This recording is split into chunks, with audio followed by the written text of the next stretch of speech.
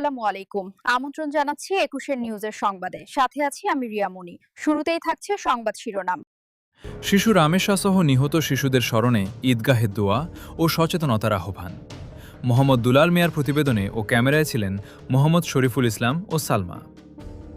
শিশু রামেশা সহ দেশের বিভিন্ন স্থানে নির্মমভাবে নিহত ও নির্যাতিত সকল শিশুর স্মরণে পবিত্র ঈদুল আজহা উপলক্ষে দেশের সকল ঈদগাহ ময়দানে দোয়া ও শিশু সুরক্ষা বিষয়ক সচেতনতামূলক আলোচনার আহ্বান জানিয়েছে rights protection and legal aid foundation RPLAF। সোমবার ২৮ মে ২০২৬ সকাল ১১টায় নরসিংদীর বিলাসদীতে ফাউন্ডেশনের কেন্দ্রীয় কার্যালয়ে ১৭২/১৩ রোড SP অফিসের বিপরীতে এক সংবাদ সম্মেলনে এ আহ্বান জানানো হয়।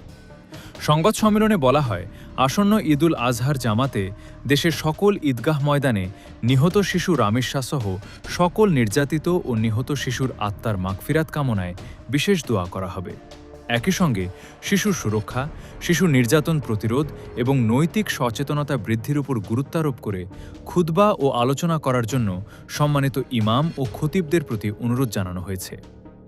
Rights protection and legal aid ফাউন্ডেশনের কর্মকর্তারা বলেন, শিশুরা আমাদের সমাজের ভবিষ্যৎ।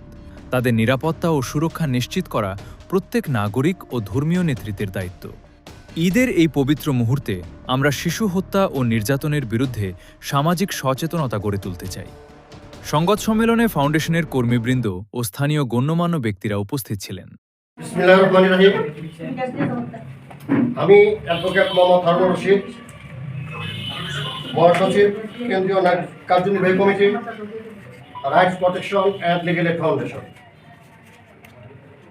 আপনাদের দৃষ্টি আকর্ষণ করে বলছি, rights protection and legal aid ফাউন্ডেশনের পক্ষ থেকে শিশু রামেশাকে যেভাবে দর্শন করে নির্মমভাবে হত্যা করা হয়েছে, আর যেন এই বাংলাদেশে রামেশার মতন কোনো শিশু এই পরিণতি না হয়, সেজন্যে আপনাদের মাধ্যমে টেকনাফ থেকে তেঁতুলিয়া পর্যন্ত বাংলার প্রতিটি ঘরে ঘরে জাগ্রত ও সচেতনতামূলক কার্যক্রম এই সংগঠনের পক্ষ থেকে সরকারের পাশাপাশি সামাজিকভাবে করার জন্যে সংবাদ সম্মেলনের আয়োজন করা হয়েছে rights protection and legal aid ফাউন্ডেশনের পক্ষ থেকে।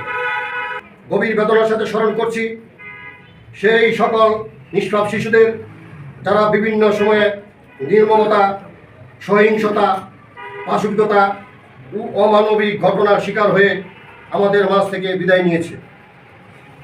বিশেষভাবে আমরা শিশু রামেশা সহ সকল নিহত শিশুর আত্মার মাগফিরাত কামনা করছি।